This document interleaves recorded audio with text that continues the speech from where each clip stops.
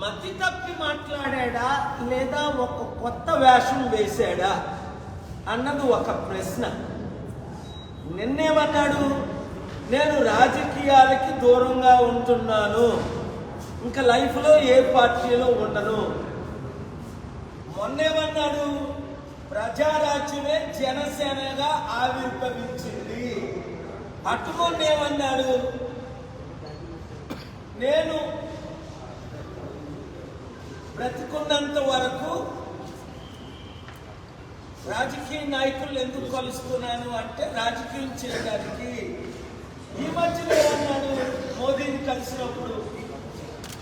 ఆ తర్వాత ఆ మధ్యలో ఏమన్నాడు?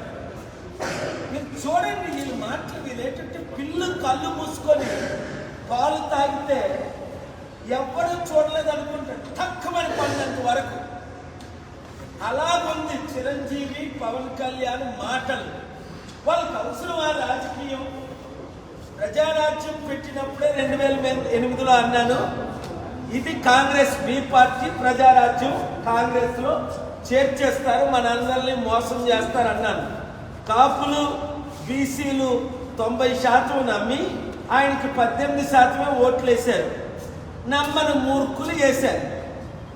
2011లో ప్రజారాజ్యం హోల్సేల్గా Pawan Kalyan youth president, Chiranjeevi president, Allu Aravind, ఈ నాగబాబు ప్యాకేజ్ స్టార్లు అందరూ కాంగ్రెస్ లో కలిసిపోయారు. అప్పుడు కాంగ్రెస్ అధికారంలో ఉంటే అప్పుడే నేనేం చెప్పాను, మరలా పవన్ కళ్యాణ్ పార్టీ పెట్టినప్పుడు పవన్ కళ్యాణ్ చిరంజీవి వీళ్ళంతా బీజేపీలో చేరుతారు, అధికారంలోకి వస్తే బీజేపీకి ప్యాకేజీలుగా అమ్మేస్తారు అన్నానా లేదా? ఒకసారి కాదు, 100 సార్లు కాదు, రోజు అంటున్నాను. ఏమైంది? మాయావతి కాలు మీద విశాఖపట్నంలో పవన్ కళ్యాణ్ పడినప్పుడే, మోదీని తిట్టినప్పుడే మా చంద్రబాబు నాయుడు గారు ఎలా నమ్మారో అది నాకు విచారం ఉంది. రాజకీయ అనుభవం ఉన్న చంద్రబాబు నాయుడు గారు పవన్ కళ్యాణ్ డ్రామాలో మోసపోయారా?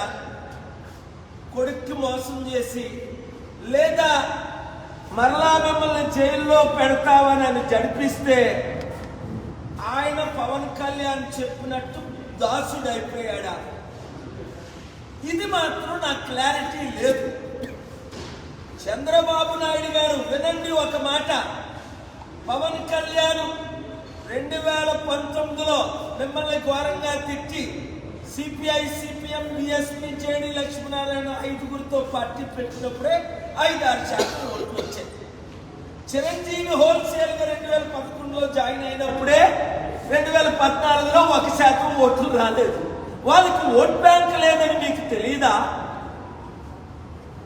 ఏది ఏమైనా ఎన్టీఆర్ స్థాపించిన తెలుగుదేశం పార్టీకి ఎప్పుడూ కొంత ఓట్ బ్యాంక్ ఉంటూనే ఉంటుంది.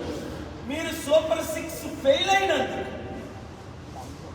మీరు జగన్ లక్షల కోట్లు అప్పు చేసినందుకు నిరుద్యోగులందరూ, ఉద్యోగులందరూ, నీతున్న వారందరూ, తెలివైన వారు అందరూ, ముఖ్యంగా కమ్మ, కాపు, రెడ్డి, బీసీ, ఎస్సీలంతా కేఎఫ్ఆర్ని కోరుకుంటున్నారు. ఎందుకు? మీరందరూ ఫెయిల్ అయిపోయారు, నేను సక్సెస్ అయిపోయాను. ప్రపంచంలో అన్ని విషయాల్లో సక్సెస్ అయ్యాను. ఇండియాలో అద్భుతంగా స్టీల్ ప్లాంట్నే మోదీని అమ్ముకుంటా 5 ఆటలు తెచ్చాను.